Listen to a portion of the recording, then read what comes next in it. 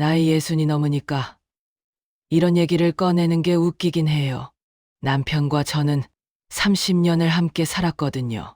30년이면 길다면, 길고 짧다면 짧은 세월인데 정말 하루하루가 무슨 시간이 그렇게 빨리 갔는지 모르겠어요. 지금 생각해 보니까 처음에는 정말 사랑했던 것 같아요. 결혼할 때 남편은 반듯한 사람이었고 약간 엄격하기도 했지만 뭔가 믿을 만한 구석이 있었어요. 저는 그런 남편이 좋았어요.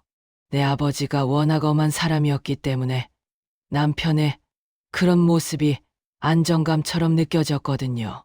아버지를 잃었을 때 남편이 있어서 다행이라는 생각까지 했어요.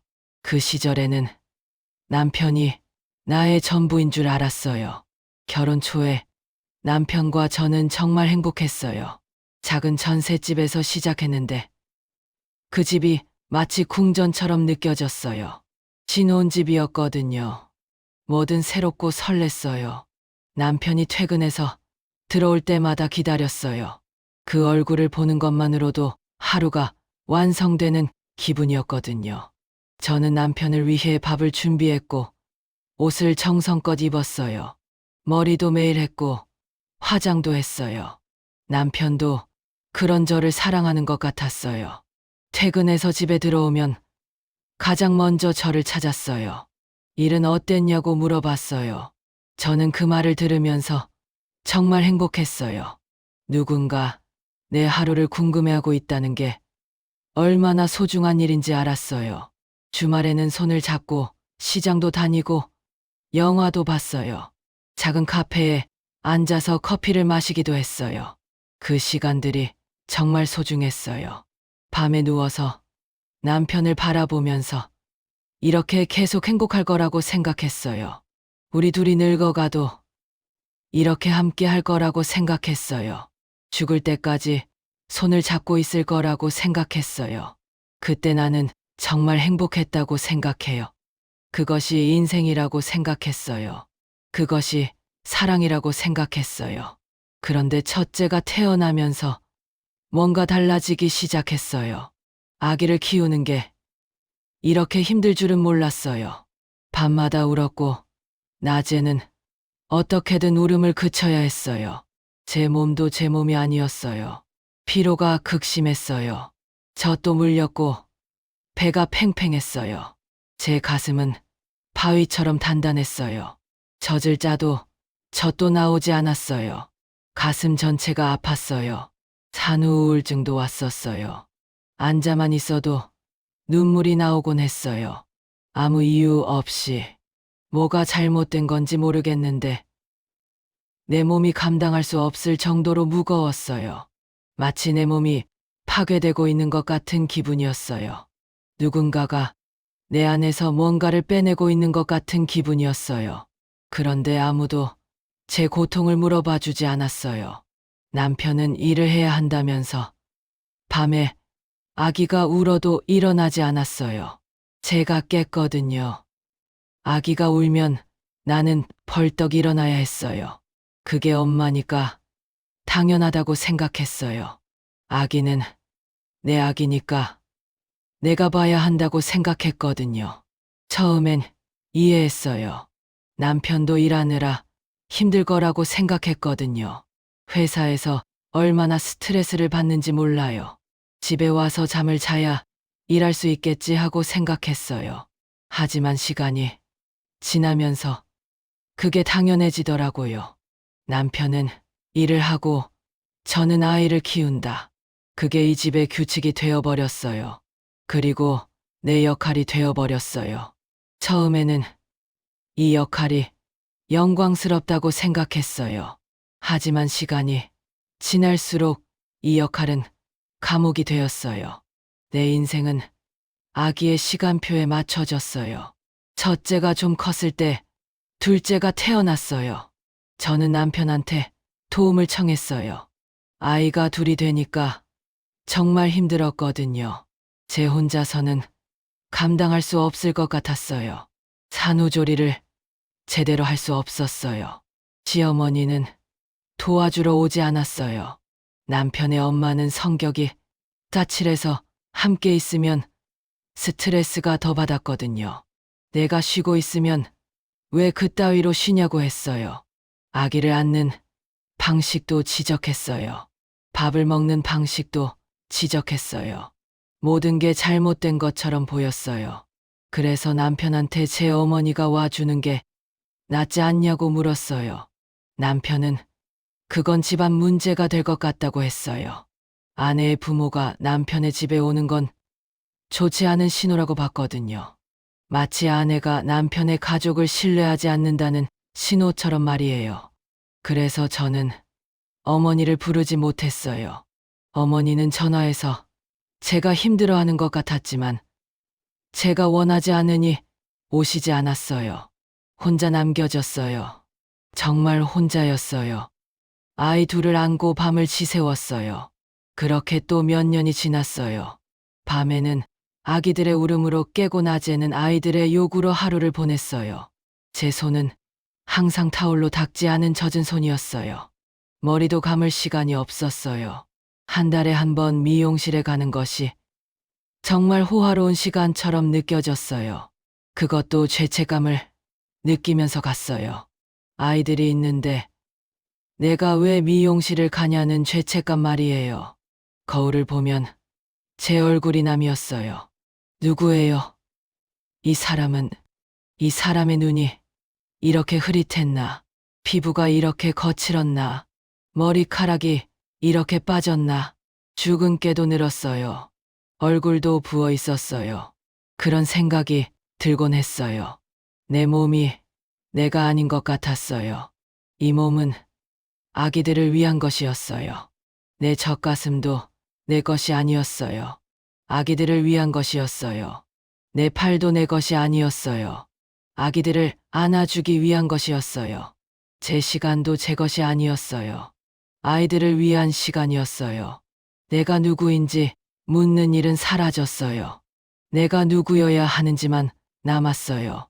오후 2시쯤이면 피로로 인해 눈이 감기곤 했어요. 하지만 잘 수가 없었어요.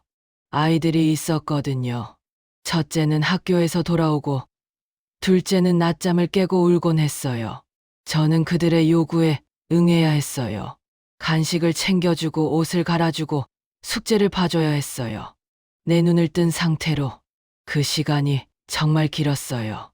마치 내 생명이 천천히 빠져나가는 것 같은 기분이었어요. 저는 서서히 사라지고 있었어요. 무너지고 있었어요. 그런데 아무도 그걸 알지 못했어요. 아무도 이상하다고 생각하지 않았어요. 이게 정상이라고 생각했어요. 엄마는 이렇게 사는 거라고 생각했어요. 세상의 모든 엄마들이 이렇게 살고 있다고 생각했어요. 그게 모성이라고 생각했어요. 그게 사랑이라고 생각했어요. 아이들이 어느 정도 자라니까 남편이 조금씩 변하기 시작했어요. 아이들에게 엄격했어요. 학교에서 돌아와서 가장 먼저 하는 게 숙제였어요. 남편은 아이들 숙제를 봐줬어요. 아니 봐준다고 하기보다는 평가했어요. 이 문제를 틀렸냐? 왜 이렇게 했냐? 이건 이렇게 풀어야지. 점수가 조금 떨어지면 큰일 나는 듯이 화를 냈어요. 숙제를 못하면 벌을 줬어요. 아들이 숙제를 못했을 때 남편은 아들을 다리 꿇게 했어요. 이 정도의 숙제도 못하냐면서 말이에요. 그 모습을 봤을 때 저는 정말 힘들었어요. 아이가 무서워하는 모습이 너무 견딜 수 없었어요. 하지만 남편에게 반발할 수 없었어요. 왜냐하면 남편이 맞다고 생각했거든요. 아이들이 공부를 잘해야 한다고 생각했거든요. 그게 부모의 책임이라고 생각했거든요. 혹시 내가 너무 약한 건 아닐까 싶었어요. 내가 아이들을 버릇없이 키우고 있는 건 아닐까 싶었어요. 아이들은 아버지가 무서워했어요. 아들이 특히 그랬어요. 학교에서 돌아오면 아버지가 집에 있는지 없는지부터 확인했어요. 현관문을 열고 신발 벗고 아버지가 안 계신 걸 확인하고 나서 겨우 한숨을 쉬는 거예요. 마치 전쟁터에서 돌아온 병사처럼 내 아들이 자기 아버지를 피해 다니고 있었어요. 그런 내 아들의 모습을 보면서 나는 뭔가 잘못되었다고 생각했어요. 하지만 말할 수 없었어요. 남편이 화낼까봐. 남편이 나한테도 화낼까봐. 딸도 마찬가지였어요. 딸은 아버지 앞에서 말도 못했어요. 숨을 쉬는 것도 조심했어요. 마치 연기를 하듯이 자신의 감정을 숨기고 아버지가 원하는 모습을 연기했어요. 내 딸도 내처럼 자신을 억누르고 있었어요. 세대가 반복되고 있었어요. 나는 그걸 보면서 정말 슬펐어요. 저도 그 모습이 편하지 않았지만 그게 교육 방식이라고 생각했어요. 당시에는 많은 아버지들이 그렇게 했거든요. 엄격한 아버지가 좋은 아버지라고 생각했거든요. 아이들이 말 잘 듣는 아이가 되려면 아버지가 무서워야 한다고 생각했거든요. 두려움이 규율을 만든다고 생각했거든요. 하지만 이제 알겠어요. 두려움은 규율을 만드는 게 아니라 상처를 만든다는 걸. 아이들의 심리에 그림자를 만든다는 걸. 그래서 저는 아이들 사이에 서서 중간자 역할을 했어요. 아버지 앞에서는 아이들이 조용히 하도록 손짓으로 신호를 보냈어요. 눈을 크게 떴다가 다시 감기를 반복했어요. 아이들이 그 신호를 받으면 입을 다물었어요. 마치 음소거 버튼을 누르듯이. 아버지가 없을 때는 아이들을 어루만져주고 안심시켜주는 식으로 말이에요. 오늘 아버지가 좀 화났지만 너희를 싫어하는 거 아니라고 설명했어요. 제가 뭐라고 이해시키면 아이들도 아버지를 이해하려고 했어요. 아버지도 힘든 사람이라고 설명했어요. 아버지가 엄격한 건 우리를 사랑하기 때문이라고 설명했어요. 하지만 아이들의 눈에는 여전히 공포가 있었어요. 사랑과 공포는 다른 거라는 걸 아이들은 알았어요. 하지만 엄마인 나는 그걸 구분하지 못했어요. 아니, 구분하고 싶지 않았어요. 내가 내 가족을 지킬 수 없다는 걸 인정하고 싶지 않았어요. 그래서 나는 계속 타협했어요.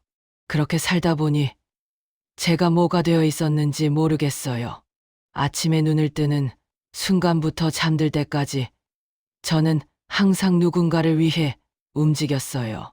남편을 위해 밥을 만들고 아이들을 위해 숙제를 봐주고 집을 정리하고 빨래를 했어요. 아이들의 학용품도 챙겼고 학교 준비물도 챙겼어요. 담임 선생님이 준비물을 지적하면 전화를 해요. 아들의 신발이 작아졌다고 연락이 오면 신발을 사러 나가요. 딸의 치과 예약을 해야 한다고 생각이 들면 치과에 전화해요. 그런 것들을 제가 다 챙겨요. 시험이 있으면 시험 공부를 봐주고 그 다음에는 시험 결과를 확인하고 잘못 푼 부분을 설명해줘요. 제 몸이 마치 기계처럼 움직였어요. 오전 6시에 깨고 저녁 7시까지 밥을 만들고 밤 10시까지 아이들 학용품을 챙기고 밤 12시에 자요. 그런 것들을 반복했어요. 요일이 지나가고 주가 지나가고 달이 지나갔어요. 몇 개월이 지나고 몇 년이 지나갔어요. 그런데 더 무서운 건 어느 순간부터는 그게 당연하다고 생각하게 됐다는 거예요. 제가 할 일이 바로 그것이라고 생각하게 된 거죠. 아침 6시에 일어나고 밤 10시에 자는 것. 그게 내 삶이라고 생각하게 된 거죠. 그 사이에 내가 있다는 걸 잊어버렸어요. 내가 누구라는 것도 잊어버렸어요. 나 자신이 무엇인지 묻는 것도 사치라고 느껴졌어요. 내가 무엇을 원하는지 생각하는 것도 죄악이라고 느껴졌어요. 하지만 내가 이런 역할을 제대로 하지 못하면 뭔가 큰일이 날 것 같은 불안감이 있었어요. 아이들이 잘못될 것 같은 느낌이 들었어요. 남편이 화낼 것 같은 느낌이 들었어요. 가족이 무너질 것 같은 느낌이 들었어요. 그래서 나는 계속 움직였어요. 멈출 수가 없었어요. 움직임을 멈추는 순간 모든 게 무너질 것 같았거든요. 내 책임이라고 생각했어요. 모든 책임이 내 어깨에 있다고 생각했어요. 그래서 나는 내 자신을 철저히 부정했어요. 내가 있다는 걸 잊으려고 노력했어요. 내가 존재하지 않는 사람이 되려고 노력했어요. 그게 사랑이라고 생각했거든요. 그게 헌신이라고 생각했거든요. 제 친구들도 자연스럽게 멀어졌어요. 그들은 아직도 자기 인생을 살고 있었거든요. 대학을 다시 간 친구도 있었고, 사업을 시작한 친구도 있었고, 여행을 다니는 친구도 있었어요. 한 친구는 이혼을 하고 혼자 살면서 자신의 시간을 찾고 있었어요. 카페에서 그 친구를 만났을 때 나는 정말 많은 감정을 느꼈어요. 부러움도 있었고, 두려움도 있었고, 경외심도 있었어요. 그 친구는 자신을 버리지 않았어요. 자신의 인생을 살았어요. 반면에 나는 뭐 했나요? 우리는 같은 학교를 다니고 같은 시대를 살았는데 이제는 완전히 다른 세상에 살고 있었어요. 그런 친구들을 보면 부러웠어요. 하지만 동시에 부끄러웠어요. 나는 뭐 하고 있는지 설명할 수 없었거든요. 그냥 아이들을 키우고 있다는 것뿐이었어요. 우리 반 아이들이 뭐 하는지, 우리 아들이 얼마나 똑똑한지, 우리 딸이 거기 또 상을 받았는지, 그런 것들 뿐이었어요. 내가 중심이 되는 얘기는 없었어요. 내가 뭘 했는지, 내가 뭘 배웠는지, 내가 뭘 느꼈는지, 그런 것들은 전혀 없었어요. 그래서 친구들하고 연락이 자꾸 뜸해졌어요. 친구들도 나한테 뭘 말해야 할지 몰라 하는 것 같았어요. 우리는 더 이상 같은 세상에 살고 있지 않았거든요. 아이들이 커가면서 제가 느꼈던 감정은 복잡했어요. 한편으로는 아이들이 커서 정말 고마웠어요. 이제 좀 쉴 수 있을 거라고 생각했거든요. 아이들도 어느 정도 자기 일은 챙길 수 있을 거라고 생각했거든요. 아침에 깨우지 않아도 자리에서 일어나고 밥도 챙겨 먹을 수 있을 거라고 생각했거든요. 내 책임이 줄어들 거라고 생각했거든요. 하지만 다른 한편으로는 아이들이 커가는 걸 보면서 제 인생이 흘러가고 있다는 걸 실감했어요. 나이도 들고 있었고, 내 몸도 변하고 있었고, 내 마음도 무뎌져 있었어요. 폐경도 왔어요. 그건 진짜 힘들었어요. 하루에 10번은 땀이 났어요. 밤에 깨고 또 깨고, 때로는 밤새 새우곤 했어요. 병원에 갔어요. 의사는 그게 자연스럽다고 했어요. 나이가 들면 겪는 거라고 했어요. 약을 먹어봤지만 별로 소용이 없었어요. 내 몸이 내가 아닌 것처럼 느껴졌어요. 더 이상 내 통제 아래에 있지 않은 것 같았어요. 내 몸도 내가 아니었어요. 거울에 비친 내 얼굴에는 주름이 늘어나 있었어요. 목도 처져 있었어요. 손도 거칠었어요. 반점도 생겼어요. 이런 내 모습을 누군가 좋아해 줄 리가 없다고 생각했어요. 나는 더 이상 사랑받을 자격이 없는 사람이 되었다고 생각했어요. 내가 이 정도의 가치 있는 사람이 되었다고 생각했어요. 아이들을 키우느라 내가 치러야 할 대가라고 생각했어요. 그건 마치 거래 같았어요. 내 젊음과 아름다움을 아이들을 위해 내놨으니 이제 받아야 할 게 이것이구나 하는 생각이 들었어요. 이게 내 운명이라고 생각했어요. 이게 여자의 운명이라고 생각했어요. 태어날 때부터 정해진 길이라고 생각했어요. 아들이 여자친구를 데려왔을 때 저는 정말 묘한 기분이 들었어요. 아들이 드디어 다른 여자를 찾았구나 하는 생각 말이에요. 그 여자는 젊었어요. 26살이었어요. 저는 그 나이에 이미 아들을 낳고 있었어요. 그 여자는 지금 대학원에 다니고 있었어요. 내가 대학원은 고사하고 대학도 제대로 가지 못한 사이에 말이에요. 내가 포기했던 모든 것들을 그 여자는 가지고 있었어요. 젊음도 있고, 교육도 받았고, 미래도 밝았어요. 그 여자는 내 아들을 좋아했어요. 그 여자의 눈에는 사랑이 있었어요. 내 아들을 바라보는 그 눈빛이 정말 아름다웠어요. 생생하고 활기차고 가득 찬 눈빛이었어요. 나도 한때 그런 눈빛으로 남편을 바라봤었는데 지금은 어떻게 되었나 싶었어요. 아마 그런 눈빛은 이제 없을 거예요. 내 눈에는 피로만 있어요. 지쳐있는 눈이에요. 죽어있는 눈이에요. 그런 눈은 누군가를 사랑할 수 있는 눈이 아니에요. 그 여자는 내 아들을 위해 뿔뿔을 해서 들어왔어요. 남편의 좋아하는 음식을 물었어요. 아들의 옷 사이즈를 물었어요. 아들의 친구들이 누구인지 물었어요. 아들의 일 때문에 스트레스 받는 건 없는지 물었어요. 아들에게 관심이 있었어요. 구체적인 관심이에요. 그 관심이 나한테는 희귀한 경험이었어요. 나는 그런 모습을 보면서 정말 외로웠어요. 제가 필요 없어졌다는 느낌이 들었거든요. 이제 내 아들은 그 여자의 것이고 내가 할 역할은 없구나 하는 생각이 들었어요. 내 역할이 끝났구나 하는 생각이 들었어요.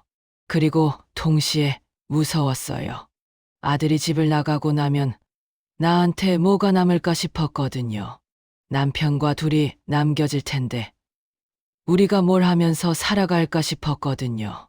아들과의 관계로 내가 내 존재를 증명하고 있었다는 걸 깨달았어요. 아들이 필요로 했을 때 나는 존재했어요. 아들이 없으면 나는 누구인가? 딸도 마찬가지였어요. 딸이 자기 꿈을 이야기할 때 저는 양가지 감정으로 가득했어요.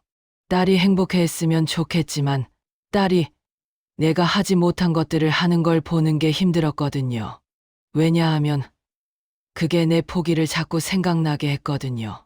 내가 해줄 수 있었던 일들, 내가 이루려고 했던 꿈들, 그런 것들이 자꾸 떠올랐어요. 음악을 배웠으면 딸도 음악을 배웠을 거예요. 내가 당당했으면 딸도 당당했을 거예요. 내가 자신의 인생을 살았으면 딸도 자신의 인생을 살 용기가 있었을 거예요. 하지만 나는 했지. 나는 스스로를 포기했고 딸도 따라서 포기하게 만들었어요. 내 선택이 딸의 인생에 그림자를 들였어요. 딸이 해외로 나갈 기회가 생겼을 때 남편은 반대했어요. 여자가 혼자 해외에 가서 뭐 할 거냐고 했어요. 뭐 할 건지 모르니까 혼자 나가면 안 된다고 했어요. 남자가 없으면 위험하다고 했어요. 세상이 얼마나 위험한지 아냐고 했어요. 아이들은 아직 어려서 결정을 제대로 할 수 없다고 했어요. 그건 아버지의 몫이라고 했어요. 그때 저는 남편에게 말했어요. 딸도 자신의 인생을 살아야 한다고 했어요. 딸도 자신의 꿈을 추구할 권리가 있다고 했어요. 딸을 믿어야 한다고 했어요. 처음으로 남편에게 반발했어요. 이게 딸의 인생이라고 했어요. 이게 딸의 선택이라고 했어요. 그런데 남편은 제 말을 무시했어요. 남편은 이게 아버지의 결정이라고 했어요. 딸의 안전이 더 중요하다고 했어요. 어머니도 동의하냐고 물었어요. 나는 뭐라고 말해야 할지 몰랐어요. 사실 나는 딸을 지지하고 싶었어요. 나는 내가 못한 경험을 딸에게는 해주고 싶었어요. 나는 딸이 나보다는 다른 인생을 살기를 원했어요. 하지만 나는 약했어요. 남편 앞에서 나는 항상 약했어요. 남편이 화낼까봐, 남편이 날 무시할까봐. 그래서 나는 침묵했어요. 침묵은 동의라고 받아들여졌어요. 결국 딸은 가지 못했어요. 내가 막은 거예요. 나는 딸의 꿈을 꺾었어요. 내 자신을 지키지 못해서 딸도 지켜주지 못했어요. 나중에 딸이 저한테 왜 아빠 말을 들었냐고 물었어요. 엄마도 반대했냐고 물었어요. 아니라고 말하고 싶었어요. 엄마는 반대하지 않았다고 말하고 싶었어요. 엄마는 지지했다고 말하고 싶었어요. 하지만 나는 뭐라고 말해야 할지 몰랐어요. 어떻게 설명해요? 엄마가 아버지가 무서워서 뭘 할 수 없었다고, 엄마가 약해서 너를 지켜주지 못했다고, 딸을 지키는 게 더 중요하다고 생각했거든요. 혹시 모를 위험으로부터 딸을 보호하는 게 부모의 책임이라고 생각했거든요. 하지만 딸의 눈에 드러난 실망감은 내 마음에 깊은 상처가 되었어요. 제가 딸에게 미안했어요. 제가 딸을 지키지 못했다는 생각이 들었거든요. 아니, 정확하게는 제가 딸의 꿈을 지키지 못했다는 생각이 들었어요. 그것이 가장 중요한 일이었는데, 아이들이 다 집을 나가고 남편과 저 둘만 남겨지니까 현실이 파고 와닿았어요. 우리가 뭘 하고 있는 건지 모르겠더라고요. 아침에 일어나서 밥을 만들었어요. 남편은 신문을 펼쳐들었어요. 저는 밥을 담고 반찬을 준비했어요.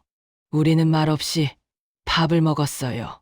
우리는 음식을 씹었어요. 침을 삼켰어요. 그리고 밥을 계속 떠먹었어요. 그게 다예요. 그 침묵이 얼마나 길고 무거웠는지 몰라요. 마치 수심이 깊은 바다처럼 그 침묵 속에서 나는 숨을 쉬기 어려웠어요. 예전에는 아이들이 있어서 집이 시끄러웠어요. 아이들의 웃음소리도 있었고, 싸움 소리도 있었고, 숙제하는 소리도 있었어요. 아들이 친구들을 데려와서 게임을 하는 소리도 있었고, 딸이 전화 통화를 하는 소리도 있었고, 때로는 그 소리들이 귀찮았어요. 너무 시끄럽다고 생각했어요. 빨리 조용해지면 좋겠다고 생각했어요.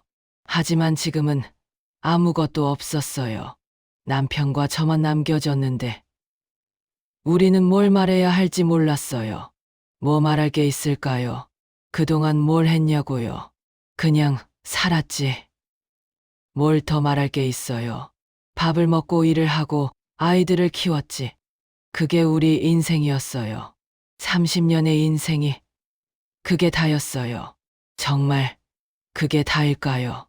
내가 정말 이것뿐인가?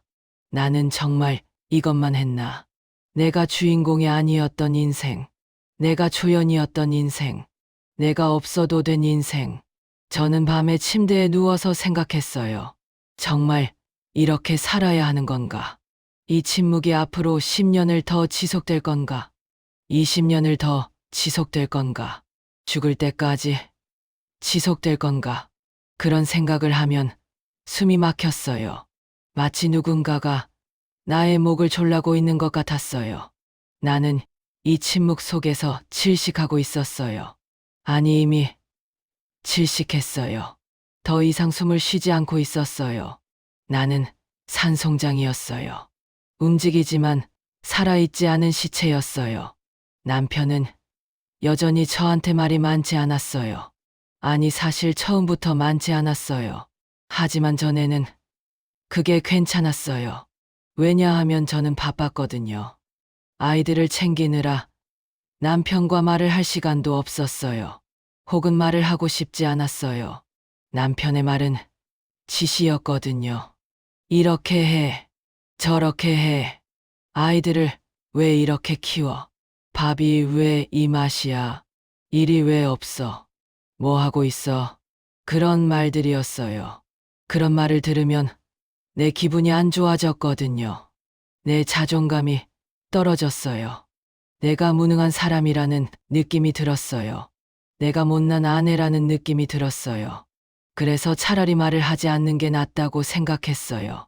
최대한 조용히 있고 남편의 눈에 띄지 않으려고 했어요. 그게 평화의 방법이라고 생각했어요. 침묵이 평화라고 생각했어요. 하지만 지금은 달랐어요. 시간이 있는데도 우리는 말을 할 게 없었어요. 더 정확하게 말하면 남편은 나한테 말을 걸고 싶지 않은 것 같았어요. 아니, 말이 있어도 꺼내고 싶지 않은 것처럼 보였어요. 마치 나한테는 뭘 말해봤자 소용없다고 생각하는 것처럼 말이에요. 아니면 나라는 사람이 더 이상 관심의 대상이 아니라는 것처럼 말이에요. 나는 남편의 눈에 투명한 사람이 되었어요. 마치 공기처럼 필요할 때만 존재하는 사람이 되었어요. 밥을 해야 할 때만 나타나는 사람이 되었어요. 그게 정말 슬펐어요. 그리고 동시에 묘한 해방감도 느껴졌어요. 더 이상 남편의 시선을 신경 쓸 필요가 없다는 느낌. 더 이상 남편을 기쁘게 해야 한다는 책임감에서 벗어났다는 느낌. 그게 묘했어요. 처음으로 자유로움을 느꼈어요. 비록 그것이 무관심에서 비롯된 자유였지만, 날씨가 좋은 날 저는 남편한테 함께 산책을 가지 않을까고 물었어요. 그동안 우리가 함께 한 것 중에서 가장 좋았던 게 산책이었거든요. 벚꽃이 피는 봄에도 다니고, 단풍이 드는 가을에도 다니고, 우리가 아직 사랑하던 시절에 다니던 공원들. 그 길에서 우리는 손을 잡고 걸었어요. 그리고 웃었어요. 정말 오래전 일이지만 나는 아직도 그 기억을 가지고 있어요. 그 시절로 돌아갈 수는 없을까? 그 시절의 남편을 다시 만날 수 없을까? 아니, 그것도 중요하지 않았어요. 그냥 함께 시간을 보낼 수 있으면 좋겠었어요. 그런데 그런 시간들이 언제부턴가 없어졌더라고요. 남편은 일이 있다고 했어요. 일이 있다니요. 남편은 은퇴한 지 5년이 지났어요. 더 이상 일을 하지 않아요. 그런데 일이 있다니요. 내가 뭐 했냐고 물어봤어요. 뭐 하냐고 했어요. 남편은 뭔가 해야 할 일이 있다고 했어요. 나중에 하자고 했어요. 그런 말을 몇 번이나 들었는지 모르겠어요. 나중에는 없어요. 나중은 다시 오지 않아요. 나중이 지금이에요. 지금이 인생이에요. 아직 남은 시간이 있을 때 함께 해야 해요. 그건 거짓말이었어요. 남편은 앉아서 휴대폰을 보고 있었거든요. 유튜브를 보고 있었어요. 같은 영상을 여러 번 보고 있었어요. 마치 중독된 것처럼, 마치 현실을 도피하려고 하는 것처럼. 남편도 나와 다르지 않은 거예요. 남편도 이 현실에서 벗어나고 싶었던 거야. 우리 둘 다 현실에 만족하지 못했었어요. 하지만 방법이 달랐어요. 나는 내 자신을 부정하고 남편은 현실을 부정했어요. 나는 나를 죽이고 남편은 나한테서 눈을 돌렸어요. 저는 혼자 공원을 다녔어요. 공원에서 부부들을 많이 봤어요. 그들은 여전히 함께 시간을 보내고 있었어요. 손을 잡고 있는 부부도 있었고, 옆에 나란히 앉아 있는 부부도 있었고, 무언가 얘기하고 있는 부부도 있었어요. 한 할머니는 할아버지 팔에 매달려 있었어요. 그 모습이 정말 아름다웠어요. 아직도 서로를 필요로 하는 사람들이구나 하는 생각이 들었어요. 나이가 들어도 여전히 함께 가고 싶은 사람들이 있다는 거구나. 우리와는 정말 다르구나 하는 생각이 들었어요. 저는 그 모습을 보면서 인생에 대해 생각했어요. 어떤 부부들은 나이를 먹어도 사랑이 남아있고, 어떤 부부들은 나이를 먹으면서 사랑이 사라져버린다는 것. 우리는 어디에 속하는 건가? 아니, 이미 알고 있었어요. 우리는 사랑이 사라진 부부예요. 아니, 처음부터 사랑이 없었던 건 아닐까? 나는 환상을 사랑했을 뿐, 남편을 사랑한 게 아니라 남편이 내게 준 안정감을 사랑했던 거 아닐까? 그렇다면 우리가 함께 있어야 할 이유가 뭐가 있어요? 아들이 결혼을 했어요. 아들이 결혼한다는 뉴스를 들었을 때 나는 정말 복잡한 기분이 들었어요. 기뻐해야 하는데 왠지 모르게 서글펐어요. 이제 정말 내 역할이 끝났구나 하는 생각이 들었거든요. 내가 할 수 있는 역할이 더 이상 없을 것 같았어요. 아들은 이제 나의 아들이 아니라 그 여자의 남편이 될 거였어요. 내가 키운 아들이 다른 여자에게 주어지는 거였어요. 그게 맞는 거라는 걸 알지만 감정은 그렇지 않았어요. 왠지 모르게 슬펐어요. 뭔가 내게서 떠나가는 것 같았어요. 내가 아들한테 가진 것도 사실 소유욕이었을 수도 있다는 생각이 들었어요. 나는 아들을 사랑한 게 아니라 아들을 소유하려고 했던 거 아닐까. 나는 아들을 나의 자신감으로 삼았던 거 아닐까. 며느리가 처음 우리 집에 왔을 때 저는 정말 긴장했어요. 이 여자가 내 아들을 행복하게 해줄까? 내 아들을 소중히 대해줄까? 내 아들을 이해해줄까? 그런 생각들이 자꾸 들었어요. 하지만 동시에 불안했어요. 이 여자가 내 아들을 빼앗아 갈까 하는 생각 말이에요. 이 여자가 내 아들을 내게서 멀어지게 할까 하는 생각 말이에요. 그런 불안감과 기대감이 뒤섞여 있었어요. 나는 나도 모르게 이 여자를 심판하고 있었어요. 이 여자가 내 아들을 충분히 사랑하는가? 이 여자가 내 아들을 나보다 더 잘 사랑할 수 있는가? 경쟁심이 생겼어요. 내 아들이라는 사람을 놓고 한 여자와 경쟁하고 있었어요. 그런데 남편은 그런 마음 따위는 없는 것 같았어요. 남편은 처음부터 며느리를 판단하기 시작했어요. 마치 상품을 평가하듯이, 며느리의 가치를 평가하듯이, 며느리가 국을 먹는 방식도 지적했어요. 국을 떠먹는 게 아니라 숟가락으로 국물을 떠서 밥 위에 붓는 게 아닌가 했어요. 그건 집에 따라 다른 거잖아요. 그건 예의 문제도 아닌 거잖아요. 다만 습관의 차이일 뿐이에요. 한 사람이 성장한 환경에서 배운 방식일 뿐이에요. 그런데 남편은 마치 며느리가 큰 실수를 한 것처럼 지적했어요. 마치 며느리가 우리 가족의 수준에 맞지 않는다는 걸 보여주려는 것처럼. 그리고 밥을 푸는 것도 지적했어요. 밥을 푸는 손가락이 이상하다고 했어요. 그런 식으로 밥을 푸면 밥이 손에 붙는다고 했어요. 그걸 어떻게 알아요? 모든 사람이 같은 방식으로 밥을 푸나요? 밥을 푸는 게 뭐 그리 중요해요. 사람이 중요하지 밥을 푸는 방식이 뭐가 중요해요? 우리 아들이 그런 게 중요한 사람인가요? 아니잖아요. 우리 아들은 그런 사람이 아니에요. 아들은 며느리가 어떻게 밥을 푸는지 신경 쓰지 않아요. 아들은 며느리의 인품을 사랑하고 성격을 사랑해요. 그럼 남편은 왜 자꾸 그런 말을 하는 걸까요? 내 남편이 왜 자꾸 남을 낮추려고만 하는지 이해가 안 됐어요. 자신감이 없는 건가? 아니면 자신의 지위를 확인하려고 하는 건가? 자신이 더 우월한 사람이라는 걸 보여주려고 하는 건가? 이 집의 주인이라는 걸 보여주려고 하는 건가? 그렇다면 정말 슬픈 일이에요. 이 나이가 되도록 자신의 가치를 남을 억누르는 것으로 확인하려고 하다니. 얼마나 불안한 사람인가? 얼마나 공허한 사람인가? 그런데 그게 나한테만 한 게 아니었어요. 아이들한테도 했어요. 형제자매한테도 했어요. 직장 부하 직원한테도 했어요. 그게 남편의 방식이었어요. 자신보다 약한 사람을 찾아서 그들을 억누르는 것. 그걸 통해 자신의 존재감을 확인하는 것. 나는 지금에야 그걸 깨달았어요. 너무 늦게 말이에요. 이미 많은 상처들이 만들어진 후에 말이에요.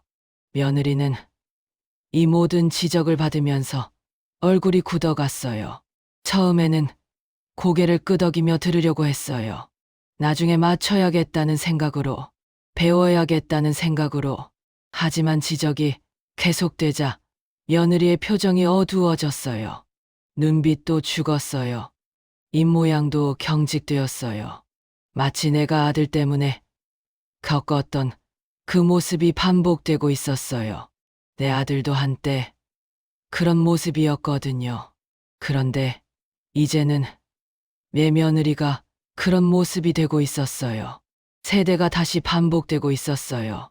그 악순환이 계속되고 있었어요. 나는 그걸 멈추지 못했어요. 나는 약해서 그 악순환을 끊지 못했어요. 저는 그 모습을 보면서 정말 미안했어요. 내 남편이 그런 사람이어서 미안했어요. 내 남편이 누군가를 이렇게 대하는 사람이어서 미안했어요. 그리고 동시에 분노했어요. 이게 뭐 하는 짓이야? 왜 계속 같은 패턴을 반복하는 거야? 왜 아무도 일을 멈추지 못하는 거야? 왜 나는 이렇게 약한 거야? 나중에 며느리가 화장실에 갔을 때 저는 남편한테 작은 목소리로 말했어요. 그렇게 하지 말라고 했어요. 며느리가 불편해한다고 했어요. 한 번에 온 사람인데 자꾸만 지적을 하면 어떻게 편하겠냐고 했어요. 그럼 앞으로 제대로 할 거라고 생각할 거고 계속 긴장하면서 우리 집에 있을 거 아니냐고 했어요. 사람이 편해야 진심이 나오는 거 아니냐고 했어요. 그 여자도 누군가의 딸이고 누군가의 여자친구고 누군가의 아내인데 항상 평가받고 지적받으면서 살 수는 없지 않냐고 했어요. 그러니까 남편은 뭐라고 했냐면 누군가는 이 집의 규칙을 가르쳐야 한다고 했어요. 새로운 식구가 들어왔을 때 이 집의 방식을 알려주는 게 중요하다고 했어요. 그래야 나중에 실수를 하지 않는다고 했어요. 그게 사랑이라고 했어요. 필요한 훈육이라고 했어요. 그 말을 들었을 때 저는 정말 슬펐어요. 가슴이 철렁 내려앉았어요. 그리고 동시에 너무 화가 났어요. 얼굴이 화끈거렸어요. 이 집의 규칙이 뭐냐고 묻고 싶었어요. 누가 정한 규칙이냐고 묻고 싶었어요. 규칙이라는 이름으로 누군가를 억누르는 게 맞냐고 묻고 싶었어요. 우리가 앞서 우월한 사람들이라고 해서 신입자를 억누르는 게 맞냐고 물어보고 싶었어요. 훈육과 학대의 차이가 뭔가 생각해 본 적 있냐고 물어보고 싶었어요. 사랑은 평가가 아니라 수용이 아니냐고 물어보고 싶었어요. 남편 당신은 그 여자를 자기 며느리가 아니라 자기 집에 온 손님으로 취급하고 있는 건 아니냐고 물어보고 싶었어요. 하지만 나는 할 수 없었어요. 남편이 화낼까봐, 상황이 더 악화될까봐. 그래서 나는 침묵했어요. 또 침묵했어요. 나는 항상 침묵했어요. 침묵이 내 인생이었어요. 그리고 그 침묵 속에서 깨달았어요. 정말로 그 순간 저는 지난 30년을 돌아봤어요. 제가 이 규칙을 지키면서 뭘 잃었는지를 말이에요. 저는 몇 번이나 제 목소리를 죽이며 남편의 규칙을 따랐어요. 그리고 아이들에게도 그런 규칙을 강요했어요. 아무것도 물어보지 말고 그냥 따르라고 했어요. 이게 이 집의 방식이라고 했어요. 너희 아버지가 이렇게 하라고 했으니까 이렇게 하는 거라고 했어요. 생각하지 말고 따르라고 했어요. 질문하지 말고 순종하라고 했어요. 그런데 그건 뭐였나요? 그건 사랑이 아니었어요. 그건 지배였어요. 그건 억압이었어요. 그건 학대였어요. 하지만 나는 그걸 사랑이라고 부르며 살았어요. 나는 내 아이들을 억누르며 살았어요. 그리고 나 자신도 억눌렀어요. 내 딸이 해외에 가지 못한 건 누구 때문이었나요? 내 아들이 아버지를 무서워하게 된 건 누구 때문이었나요? 내가 아무것도 아닌 사람이 된 건 누구 때문이었나요? 모두 나 때문이었어요. 내가 남편에게 저항하지 않아서, 내가 규칙을 수용해서, 내가 침묵해서, 내가 내 목소리를 죽여서, 그날 밤 저는 침대에 누웠는데 눈이 안 감겼어요. 천장을 바라보고 누워 있었어요. 남편은 이미 자고 있었어요. 코를 골고 있었어요. 평화로운 표정이었어요. 남편은 죄책감이 없었어요. 아무도 다치지 않았다고 생각했을 거예요. 다만 규칙을 지킨 것뿐이라고 생각했을 거예요. 저는 남편을 바라봤어요. 이 사람은 누구인가? 내가 왜 이 사람과 살고 있는가? 이 사람이 내 인생에서 중요한 사람인가? 아니면 내가 선택해야 할 사람인가? 그런 생각들이 자꾸 떠올랐어요. 밤새 생각했어요. 처음으로 미안이 아닌 분노로 생각했어요. 처음으로 사랑이 아닌 원망으로 생각했어요. 내가 30년을 어떻게 살았는지 말이에요. 내가 경험한 건 뭐고, 내가 배운 건 뭔가, 내가 가진 꿈이 뭐였고, 이루지 못한 게 뭔가, 내가 포기한 게 뭐고, 내가 견딘 게 뭔가, 내가 잃은 게 뭔가, 내가 팔아넘긴 게 뭔가, 내가 누군가를 위해 버린 게 뭔가. 그 시간이 정말 길었어요. 마치 누군가가 제 가슴을 짓누르고 있는 것 같았어요. 숨을 쉬기도 힘들었어요. 눈에서 눈물이 났어요. 아무도 모르게 밤이 되어서만 조용히 울었어요. 이번엔 슬픔의 눈물이 아니라 분노의 눈물이었어요. 자신에 대한 분노였어요. 내 자신에 대한 분노였어요. 왜 나는 이렇게 약했나? 왜 나는 내 목소리를 죽였나? 왜 나는 내 꿈을 포기했나? 그 순간 깨달았어요. 그 누군가가 다른 사람이 아니라 바로 나 자신이라는 걸 깨달았어요. 내가 내 자신을 억눌러 왔다는 걸 말이에요. 내가 나를 가두고 있었다는 걸 말이에요. 내가 내 영혼을 죽이고 있었다는 걸 말이에요. 남편이 나를 억눌렀던 것도 있지만 더 큰 책임은 내가 나를 억눌렀다는 거였어요. 내가 내 목소리를 죽였어요. 내가 내 욕망을 포기했어요. 내가 내 꿈을 내려놨어요. 그리고 그걸 사랑이라고 정당화했어요. 그걸 희생이라고 미화했어요. 엄마는 그런 것이라고 생각했어요. 아내는 그런 것이라고 생각했어요. 여자는 그런 것이라고 생각했어요. 하지만 그게 다가 아니었어요. 내가 먼저 내 자신을 존중했어야 했어요.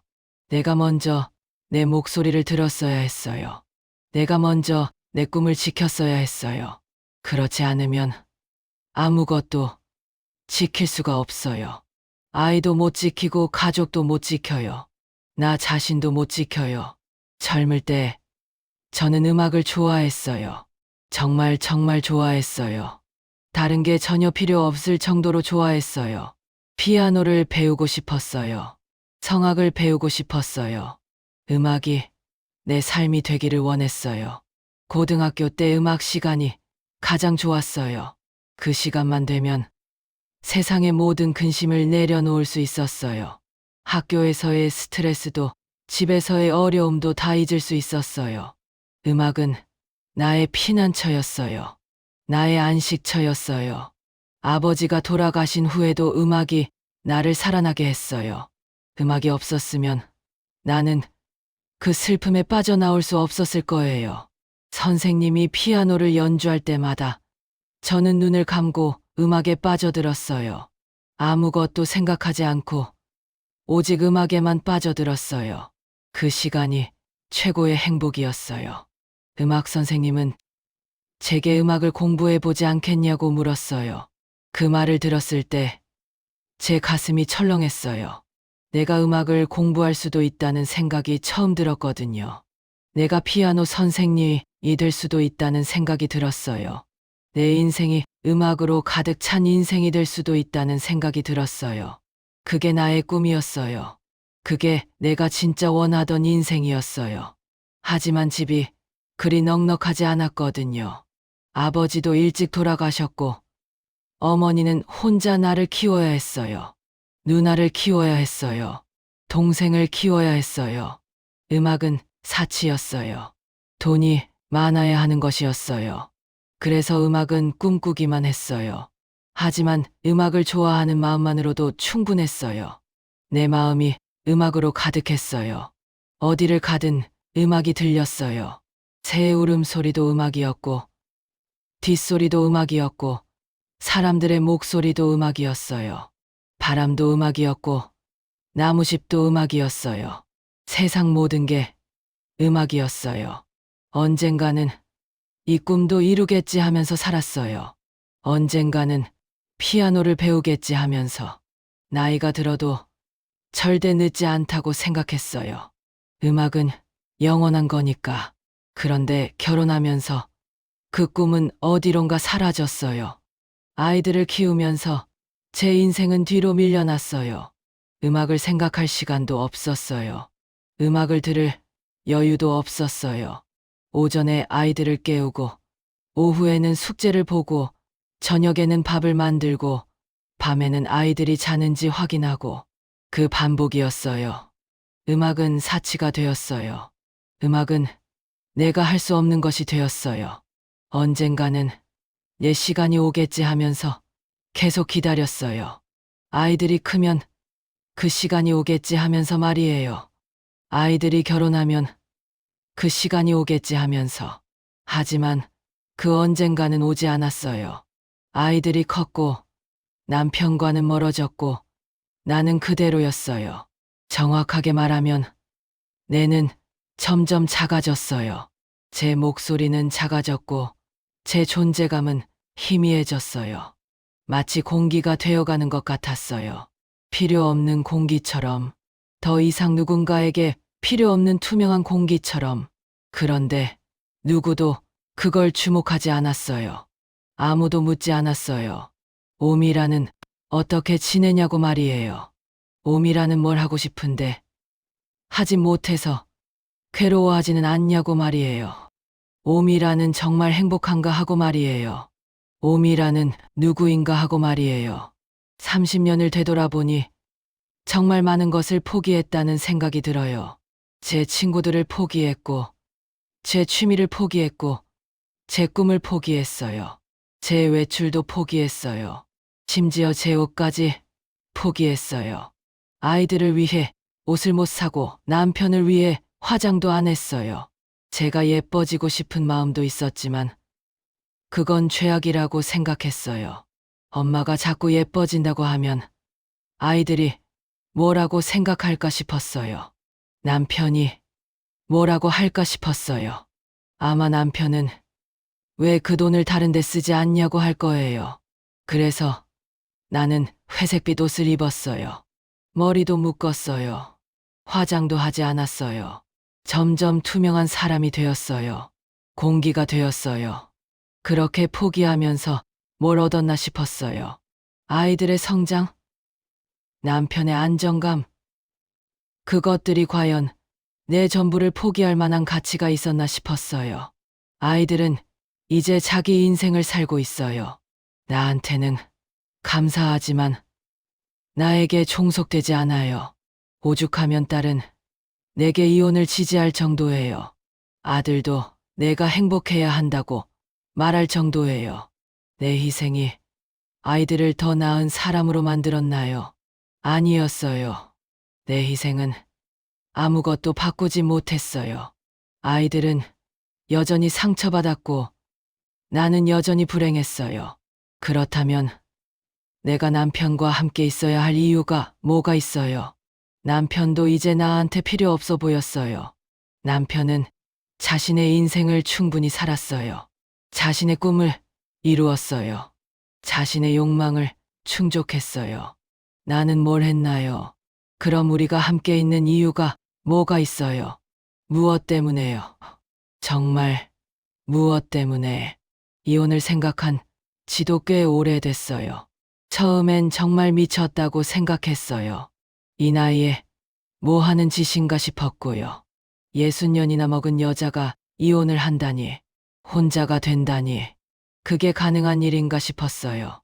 나이가 든 여자가 혼자 산다는 것, 그게 얼마나 외로울까, 얼마나 힘들까, 경제적으로 충분할까, 내가 정말 혼자 살 수 있을까, 게다가 주변 사람들이 뭐라고 할까봐 두려웠어요. 여자가 이 나이에 이혼을 한다니 뭐라고들 할까 싶었거든요. 교회에서도 그럴 거고, 이웃에서도 그럴 거고, 친구들도 그럴 거예요. 심지어 아이들도 그럴 거예요. 아내가 남편을 떠나다니, 아내가 자식들을 버리고 자기 인생을 찾는다니, 무정한 여자, 남편이 뭐 잘못하셨냐고, 그런 말들이 자꾸 떠오르고 두려웠어요. 나이 든 여자가 홀로 선다는 것, 그게 정상일까? 사회가 용납할까? 가족이 이해할까? 하나님이 용서할까? 그런 불안감이 내 발목을 잡았어요. 나는 계속 남편과 함께 있었어요. 그렇지만 매일매일이 지옥이었어요. 그것도 천천히 죽어가는 지옥이었어요. 한 번에 죽지 않고 매일 조금씩 죽어가는 그런 지옥이었어요. 나는 산송장으로 살았어요. 움직이지만 살아있지 않은 시체였어요. 그렇게 또 몇 해가 지났어요. 하지만 시간이 지날수록 내 마음이 점점 죽어갔어요. 내가 살아있다는 증거가 하나씩 사라져갔어요. 그런데 요즘 들어서는 그런 생각들이 조금씩 변하기 시작했어요. 어느 순간부터는 주변 사람들의 말이 진짜 중요한 건가 싶었거든요. 남편의 침묵도 중요한 게 아니고 세상의 말도 중요한 게 아니라는 생각이 들었어요. 중요한 건 내 인생이라는 생각이 들었어요. 내 행복이라는 생각이 들었어요. 내 존재라는 생각이 들었어요. 제 인생인데 남은 시간이 얼마나 되겠어요. 이미 50년은 남에게 주었어요. 30년을 남편에게 주었어요. 20년을 아이들에게 주었어요. 남은 10년이든 20년이든 그 시간은 제 것이어야 하지 않을까 싶었어요. 내 인생이 정말 이 정도로 끝날 건가? 내가 한 인간으로서 느낄 수 있는 것들을 다 느껴보지도 못하고 죽을 건가?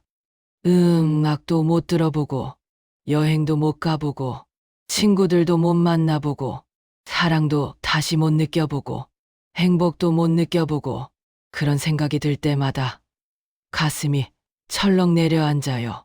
못할 거라고 생각했던 것들이 가능해 보이기 시작했어요. 혼자가 되는 것도 가능해 보이고 새롭게 시작하는 것도 가능해 보였어요. 죽음이 두렵지 않으면 이혼도 두렵지 않을 것 같았어요. 내가 죽음 앞에서도 떨지 않는다면 사회의 낙인 앞에서 떨 이유가 뭐가 있나 싶었어요. 혼자가 되면 어떻게 살아갈까 싶은 생각도 여전히 들어요. 경제적으로 어려울 수도 있고 정서적으로 힘들 수도 있어요. 밤에 혼자 누우면 두려울 수도 있고 누군가 옆에 없다는 게 무서울 수도 있어요. 습관이 된 건 뭐든 익숙한데 새로운 삶은 낯설거든요. 내 몸이 이 나이에 새로운 환경에 적응할 수 있을까 싶기도 해요. 아이들도 어머니가 혼자가 되는 게 걱정될 거예요. 아들은 아마 반대할 거고 딸도 이해하지 못할 거예요.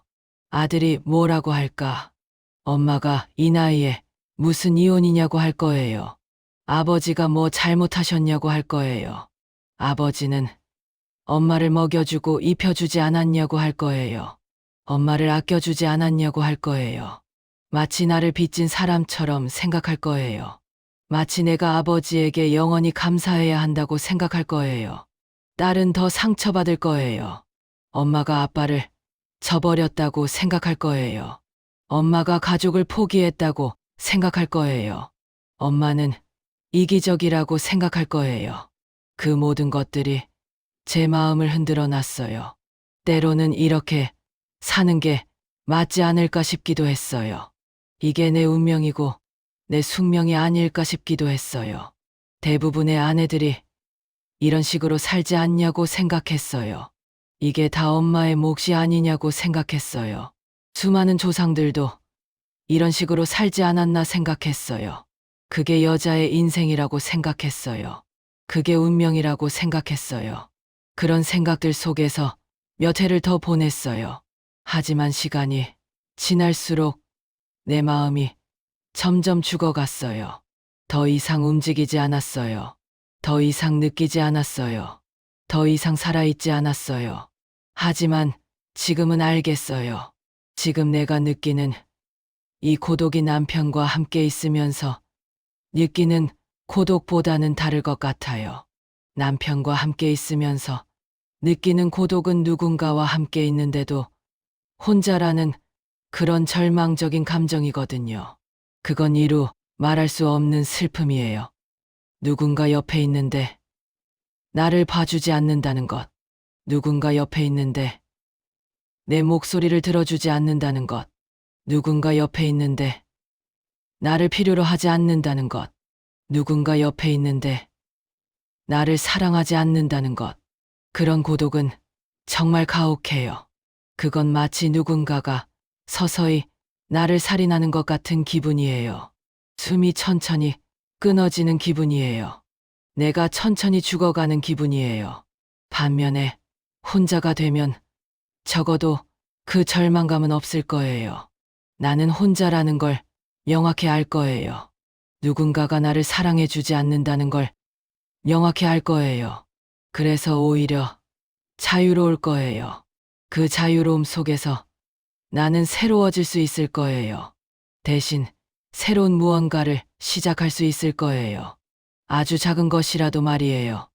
피아노 레슨을 다시 시작할 수도 있고, 책을 읽을 수도 있고, 친구들을 만날 수도 있어요. 새로운 사람을 만날 수도 있고, 여행을 갈 수도 있어요. 해외여행도 할 수 있을 거예요. 아니, 아직 몸도 건강하고 마음도 살아있으면 뭐든 할 수 있어요.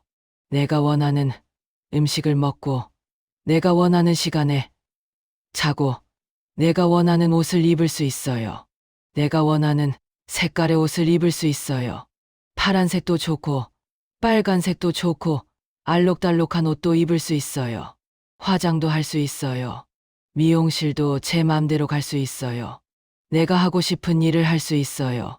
하고 싶은 말을 할 수 있어요. 생각하고 싶은 것을 생각할 수 있어요. 이렇게 당연한 자유가 이제야 소중하게 느껴져요.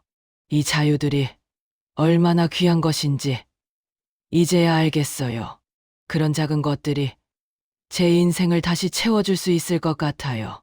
그리고 누군가에게 필요한 사람이 될 수 있을 것 같아요.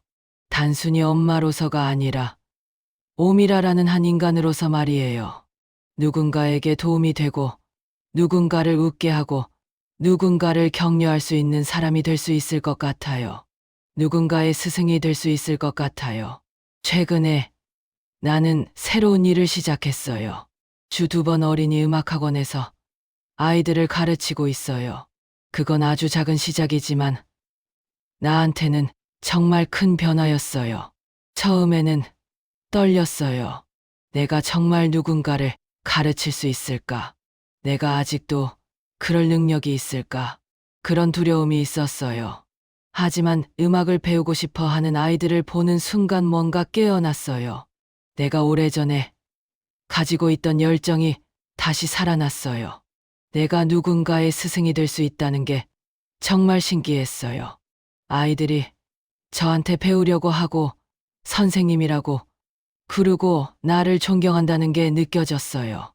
그 느낌은 정말 오래전부터 느껴본 적 없는 감정이었어요. 내가 누군가에게 도움이 될 수 있다는 느낌 말이에요. 내가 가진 무언가를 나눌 수 있다는 느낌 말이에요. 내가 가치 있는 사람이라는 느낌 말이에요. 아이들이 제게 물어봐요. 선생님, 어릴 때부터 음악이 좋으셨어요. 선생님은 음악가가 꿈이었어요. 선생님은 정말 음악을 사랑하신다는 게 보여요. 그런 말을 들을 때마다 나는 울고 싶어졌어요. 누군가가 드디어 나를 봐주고 있다는 느낌 때문에, 누군가가 나의 진심을 알아봐주고 있다는 느낌 때문에 나는 투명한 사람이 아니었어요. 나는 무언가를 가진 사람이었어요. 나는 누군가에게 줄 수 있는 사람이었어요. 나는 아직도 살아 있었어요. 아직도 숨을 쉬고 있었어요. 아직도 느끼고 있었어요. 아직도 할 수 있는 게 있었어요. 그런 작은 변화 속에서 나는 조금씩 살아나고 있는 것 같아요. 매주 월요일과 목요일이 기다려져요. 그날에는 내가 필요한 사람이 있으니까, 아이들이 나를 기다리니까, 그런 작은 존재감이 나를 살려내고 있어요. 내가 지금까지 찾던 게 이것이었나 싶어요. 누군가에게 필요하다는 느낌. 내가 있어야 할 자리가 있다는 느낌. 내가 중요한 사람이라는 느낌. 그런 기본적인 인간의 욕구를 나는 이제야 느껴보고 있어요. 50년이 넘어서야 처음으로 느껴보고 있어요. 세상에 얼마나 뒤늦은 일인가 싶지만, 그래도 아직 늦지 않은 것 같아요. 아직도 할 수 있는 게 있으니까. 이혼을 결심한 지 한 달이 됐어요. 아이들한테는 아직 말을 못 했어요. 뭐라고 말해야 할지 몰라서요. 아들한테는 어떻게 말해야 할까요? 아빠를 떠나고 싶다고 어떻게 말해요? 아니, 아빠가 나빴다는 게 아니라 엄마가 행복해야 한다고 어떻게 설명해요? 아이들은 아직 엄마를 희생자로만 생각할 테니까요. 엄마는 항상 참고 있는 사람으로만 생각할 테니까요. 엄마도 욕망이 있고 꿈이 있고 행복하려는 마음이 있다는 걸 모를 테니까요. 아이들은 나를 사람이 아닌 엄마라는 역할로만 알고 있을 거니까요. 그렇지만 이제는 알겠어요. 이 나이에 이혼을 꺼내는 게 이상한 게 아니라는 걸 말이에요. 오히려 이 나이에도 자신을 위해 뭔가를 선택할 수 있다는 거 자체가, 그리고 그걸 선택하는데 이렇게 오래 걸렸다는 게 얼마나 슬픈 일인지를 깨닫게 됐어요. 하지만 이제부터라도 내 인생이 내 것이 될 수 있다는 게 정말 희망이 생겨요. 남은 시간이 얼마나 되든 그 시간 동안은 내가 내 인생의 주인이 될 수 있다는 게 정말 소중해요. 더 늦지 않았어요. 아직도 기회가 있어요. 아직도 내 인생을 다시 시작할 수 있어요. 60 나이도 새로운 시작의 나이가 될 수 있어요. 음악도 들을 수 있고, 친구들도 만날 수 있고, 여행도 갈 수 있고, 행복도 찾을 수 있어요. 내가 사랑할 수도 있고, 사랑받을 수도 있어요. 나는 완전히 끝난 사람이 아니에요. 나는 아직도 뭔가를 할 수 있는 사람이에요. 나는 아직도 누군가를 사랑할 수 있는 사람이에요. 나는 아직도 행복할 수 있는 사람이에요. 내가 바로 오미라라는 한 인간이고, 그 인간은 여전히 가치 있는 존재라는 걸 이제야 알게 됐어요. 내 남은 인생은 내 것이 될 거예요. 내 선택이 될 거예요. 내 행복이 될 거예요. 내가 누구인지를 확인하는 시간이 될 거예요. 내가 정말 누구였는지를 깨닫는 시간이 될 거예요. 그동안 잃어버렸던 내 자신을 찾아가는 시간이 될 거예요. 그리고 그 과정 속에서 나는 다시 살아나게 될 거예요. 내 목소리를 되찾게 될 거예요. 내 꿈을 다시 꾸게 될 거예요. 내 인생을 다시 주인공으로 살아가게 될 거예요. 이제부터가 진짜 내 인생의 시작이에요. 구독, 좋아요, 알람 설정은 사랑입니다.